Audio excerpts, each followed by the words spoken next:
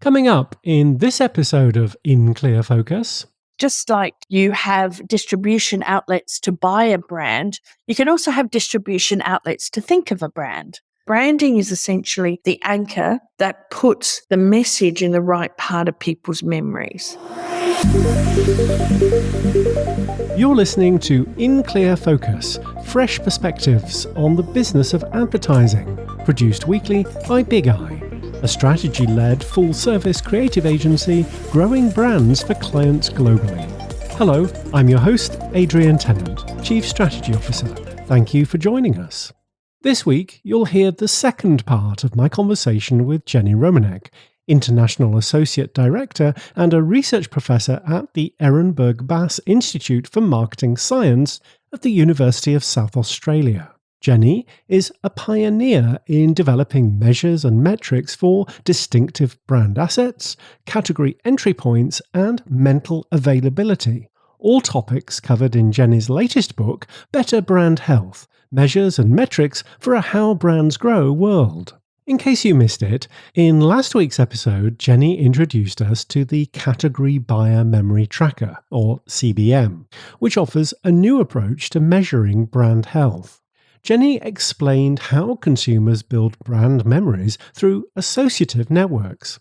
Our memory retrieval depends on cues that lead us to the desired memory, and the strength and number of these cues influence the likelihood of retrieving a particular memory. We'll rejoin our conversation as Jenni explains what category entry points, or CEPs, are and how they relate to brands in consumers' associative memory networks. CEPs are basically those sorts of cues or doorways that buyers use when they're about to buy from a category. I go out to dinner. I like going out to dinner, so I am a restaurant buyer. But I'm not right now because, well, it's morning, so I'm not going out to dinner right now. But come 6, 7 o'clock tonight, I might be like, oh, let's go out tonight. And then start to think of things to have. And based on a whole heap of factors, it might be, and they can be how I'm feeling, the people I'm with, what the weather's like. I'll have different thoughts that sort of go in to define what sorts of restaurants are going to suit at this moment. And the thing about it is my brain does that for me. I don't even have to ask it to. It will just pop into my mind, given the sort of criteria it senses, the ones that are most likely to suit it, because our brains don't like working too much. So if it can shortcut things for us, it will. Okay, how do brands identify their CEPs? Well, there are different ways you can do it internally if you're experienced in a category. And I've developed a framework of the W's to help people overcome their own internal biases. Because the thing about category entry points is they're not deep, dark secrets, and they're not, if you are familiar with a category, you'll recognize most of them, but there might be things you don't often think about. For example, if you think about what is the most common category entry point for people who buy shampoo, well, it's because their hair's dirty and they just want it to be clean. But have a think about when's the last time you saw an ad that actually just reminded people that was a common reason why they buy shampoo. So often as marketers, we kind of forget the everyday and go for the unusual and the special. And that's counter to what category entry points are about. They're about the everyday normal reasons why people come into a category. So that means often you have to go to category buyers and ask them, but ask them in a way that reveals that everyday. Another analogy or metaphor I like to use is that category entry points are like highways. You usually choose a highway because it's the quickest way to get to where you want to go. And when you're on the highway, you don't spend a lot of time thinking about it. You just drive, you get there. So when we do category entry point research, we try to get people to remember that highway journey. Was there a McDonald's on the side? Did you see a rest stop by this? What was happening at this exit? Was there this store here? And just getting people to relive that experience so that we can understand the cues and thoughts they had to get to whatever destination they were. Jenni, what are the W's in your framework? So the W's are just, it was actually adapted unconsciously because I didn't realize this until someone pointed it out from a basic philosophy, but they go through the different areas that can influence your buying. So we have when, which is timing. So that can be time of day, time of week, time of month, time of year. It could also be if something needs to be done quickly or taking time. We have while, which is other activities that you're doing at the same time. So it might be I'm eating dinner and watching TV. There is the with what, which is other products or services you might be consuming at the same time. So I might be eating dinner, watching TV, having a glass of wine. There's the with whom, with the for whom, and that's the influence of other people.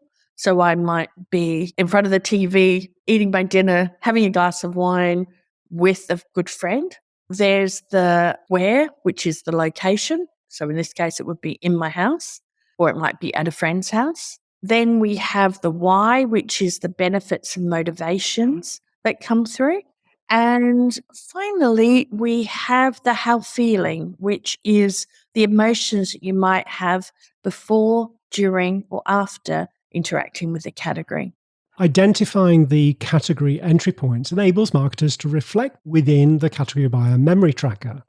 In addition to all that practical advice that you pack into the book, you also provide a link to a sample questionnaire in Word and an Excel spreadsheet for analysing the results. You write about 4 mental availability metrics, the primary one being mental market share, or MMS, which is the share of the brand's links to category entry points relative to competitors. Jenni, could you talk to us a bit about how mental penetration, network size, and share of mind ladder up to MMS? Yeah, so mental market share came out of this appreciation that you can treat the associations in people's memories as like a marketplace. Just like you have distribution outlets to buy a brand, you can also have distribution outlets to think of a brand. And so mental market share treats it this way by going, let's treat these different category entry points as important cues to access the brand, as like stores in the brain, and then let's see how brands perform on these. And so those of you who are familiar with working with like packaged goods market share data, it's a similar sort of thing of multiplying out how many people by how many times across the entire population, and then working out the share that one brand has of the total population is your mental market share. So underpinning that, we then have 3 metrics, and they speak to different dimensions of mental market share. So the first is mental penetration, and this is essentially a more sophisticated awareness measure, because what it does is it says, I'm giving you maybe 20 different opportunities to link my brand to a category entry point that I know is relevant to the category. If after 20 opportunities you don't link my brand at all, I think the chance of my brand coming to mind in buying situations is really, pretty much non-existent. So mental penetration is the proportion of category buyers that link the brand to at least one category entry point. So that was what makes it a more sophisticated awareness measure, because we're not just going in through the category queue, we're actually going through 20 or so different contextual cues and still getting 0. Network size is about the breadth of associations. How many opportunities does someone have to think of the brand? And so we talk about when we're building mental availability as for wider, fresher networks. So that has 2 components, and that is how many people and how often. Mental penetration is how many people, network size is how often. And then the third component is share of mind, which is of those who have mental penetration, how much space am I occupying? And the reason that's an important measure is that it tracks competitive impact amongst the people that are most influential for you, because they already have you in their brains. And so you're seeing the impact of competitors' activities on them. Because if a competitor impacts someone who doesn't have you in their brain, your brand in their brain, doesn't really matter that much. Yeah, it's a little bit harder for you to get them on side, but you're not losing there. But if they're nibbling away at people who do have you in their brain, then that potentially has an impact. And when we look at where these metrics have the most relevance, we see this playing out. So mental penetration amongst non-users is particularly relevant for small brands because they're the ones that are really climbing that of just getting anyone to think of them. Whereas share of mind amongst users is particularly relevant for big brands because when they're declining, we see that this is where the erosion starts because it takes a lot for someone to totally forget a big brand, but it's very easy to just, have slightly fewer, just a bit more about competitors, a bit less about the brand. And network size is actually pretty ubiquitous. That seems to hold for all brands of all sizes. In Better Brand Health, you also advise readers against designing the flow of the questions around the purchase funnel. Jenni, I take it you're not a fan of funnels or inverted pyramids. No, I'm not. Well, I just don't see the point of them. I've heard the arguments. When I did my A to Z on brand health on LinkedIn, funnels was actually the second most popular post I had, which was my F post. And I did ask people, if you find them useful, can you explain to me why? Can't say I didn't find any of the answers particularly compelling. They didn't persuade me to change my mind. More, I'm concerned that it gives this impression of a very linear, rational process for buying and for going from, I don't know the brand to, oh my God, I love the brand. And that we're constantly basically pushing, cajoling, kicking people up this ladder or down this funnel, however, sideways, whatever shape you're using.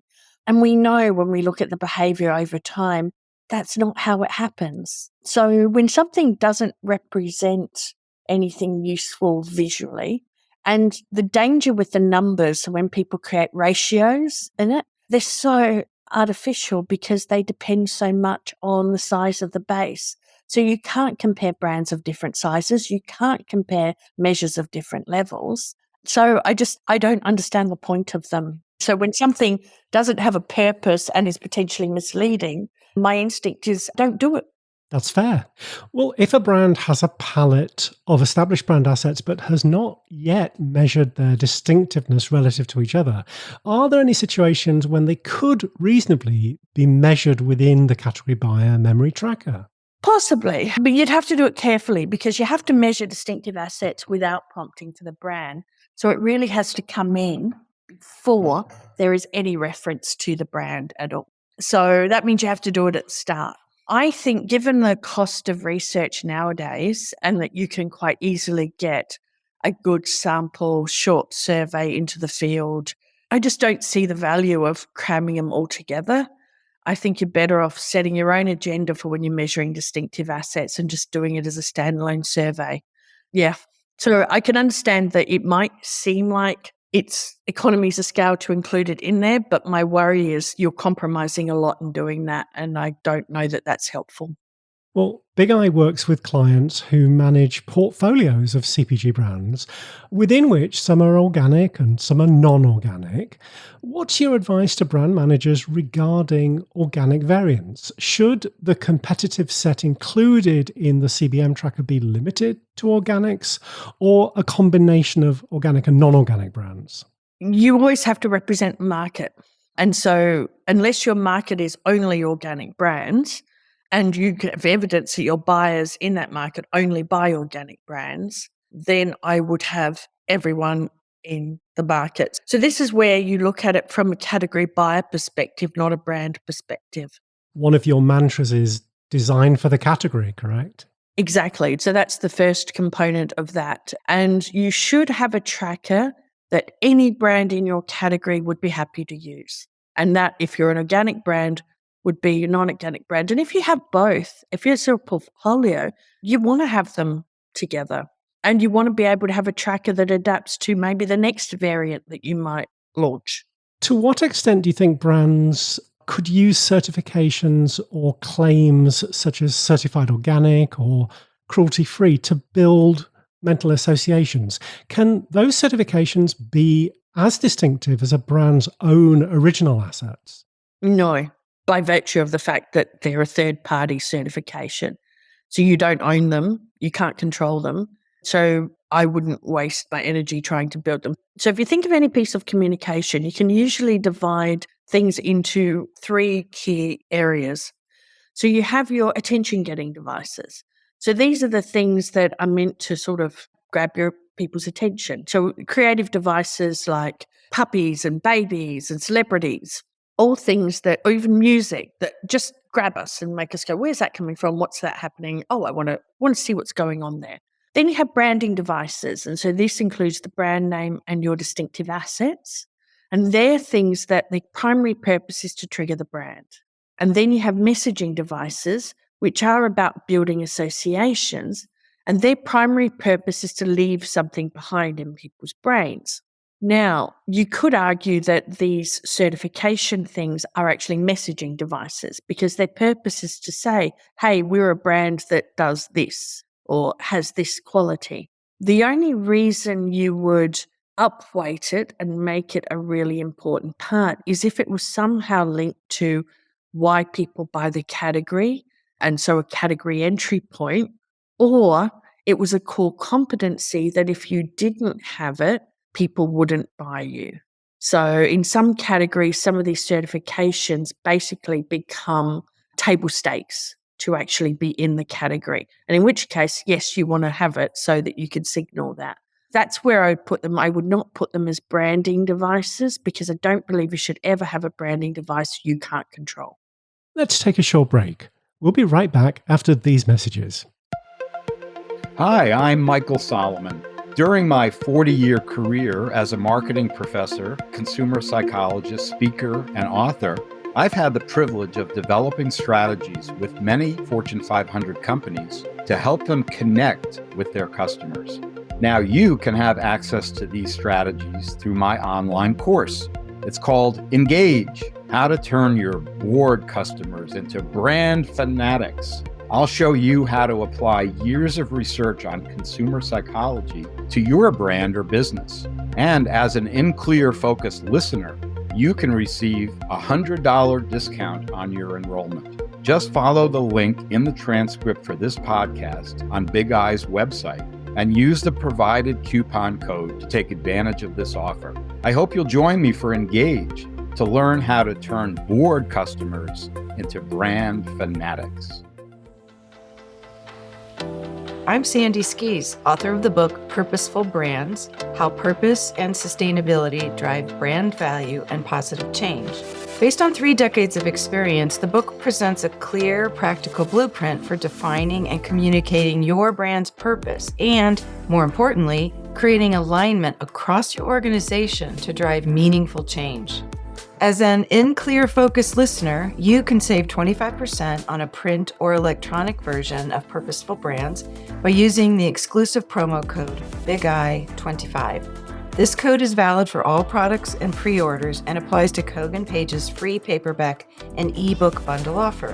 When you order directly from Kogan Page, shipping is always free to the US and the UK, which also helps us authors.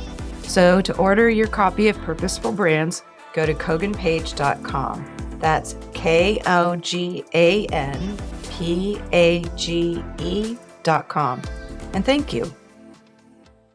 Welcome back. I'm talking with Jenni Romaniuk, Research Professor and International Associate Director of the Ehrenberg-Bass Institute for Marketing Science at the University of South Australia. Do you have some examples of campaigns that have effectively built mental availability through the use of distinctive brand assets? Yeah, so the role of distinctive assets is branding. The role of category entry points is messaging. So you don't have to use the distinctive assets to brand. You can use the brand name. So these two are not linked. They both serve different purposes. And it's really important that they do. I know some people are out there saying that you should choose a distinctive asset because of a meaning that's not the brand. And in doing that, what you do is you either limit the use of it to only where that meaning is relevant, and or you create an expiry date for that asset that if that meaning is no longer important in the category, then the asset becomes redundant. So your distinctive assets, their primary thing should be to communicate the brand. But you have a brand name that does that as well, and you should choose the tool whether it be the brand name, a tagline, a color, whatever distinctive asset you've got that works best in the environment with which you want to brand.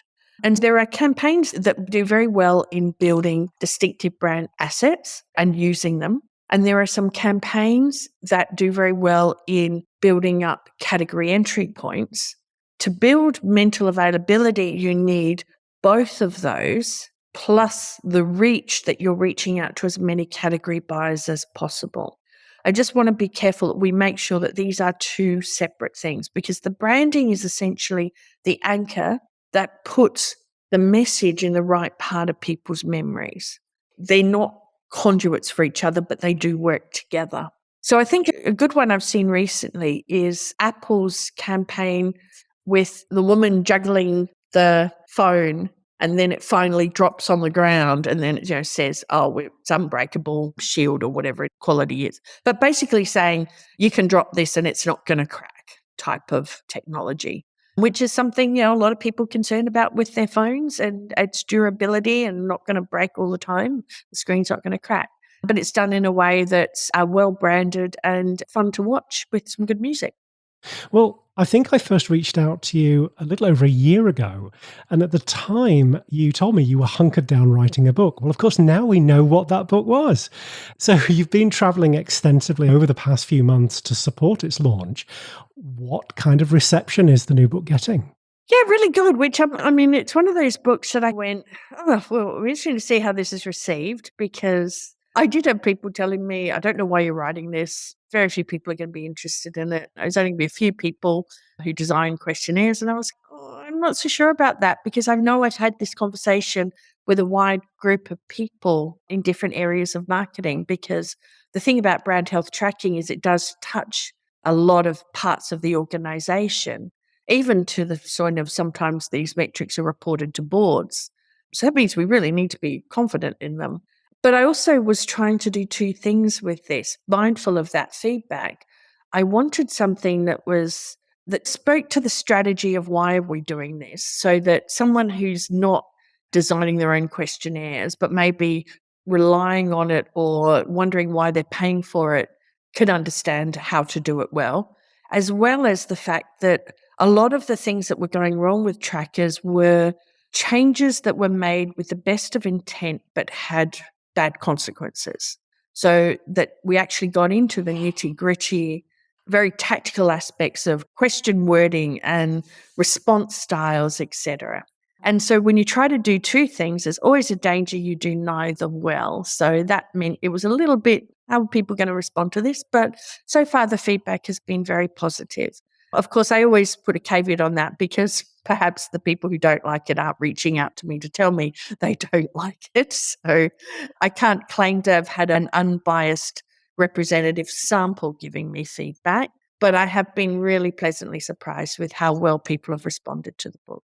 If, after reading Better Brand Health, a brand manager wants to start using the category buyer memory tracker, what would your advice be for managing the transition from a legacy brand tracker? How would you recommend opening up a discussion with colleagues or managers? So the first thing to say is that the book doesn't suddenly go, let's throw everything out from the past and start with totally new measures and metrics that no one ever has heard about and are totally unfamiliar. Because quite frankly, a lot of the very basics are still important. They were developed for a reason, and maybe we've shifted a little bit or know more about things to refine them. And the things I'm recommending changing to are not so far from where we are that you would have to totally re-educate people. But there are some things you do need to wean people off and understand why. Now, if you're focused currently on other metrics, my suggestion would be revisit it and start reporting on the things that matter, and then maybe start upweighting those over time. If you're not the type of organization that just wants to rip the Band-Aid off and start from scratch. And then there's things like, looking at what you've got and what you can adapt, as well as what needs to be added new. So often, for example, there are attributes within brand health trackers that could be category entry points if their wording was changed, and then that could be better if their wording was changed. And so working out, tweaking those. But I hear a lot of angst with people because they hear the word tracking and go, so that means I won't have the tracking part of it anymore. And the answer to that is yes, you won't have the tracking bit anymore. But quite frankly, if what you're tracking before is not helpful, how is keeping it even more helpful? Jenni, thank you so much for sharing your insights with us today. If InClear Focus listeners would like to download the CBM survey questionnaire and spreadsheet that accompanies Better Brand Health, where can they find them? If you go to the Ehrenberg-Bass website, which is marketingscience.info, there you'll find there's the book page on there, and then the questionnaire is embedded in that. I have a feeling it's also on my own web page as well, www.jenniromaniuk.com, but I don't know which of those is easier to spell. Either way, maybe the Institute website might be more useful because you might see a few other things that you might find useful there as well. And that's where we post different things that are happening as too. And if folks would like to learn more about the work you're doing at the Ehrenberg-Bass Institute or contribute data for your studies, what's the best way to get in touch? LinkedIn or email. My email's pretty well available. I work for a university. We don't tend to hide our contact details, but also LinkedIn. That's the platform I'm most active on. Jenni, thank you very much indeed for being our guest on InClear Focus. It was a pleasure. Thanks again to my guest this week, Jenni Romaniuk from the Ehrenberg-Bass Institute for Marketing Science and the author of Better Brand Health, Measures and Metrics for a How Brands Grow World. As always, you'll find a full transcript of our conversation, along with links to the resources we discussed, on the Big Eye website at bigeyeagency.com. Just select podcast from the menu.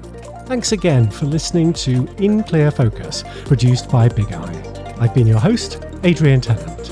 Until next week, goodbye.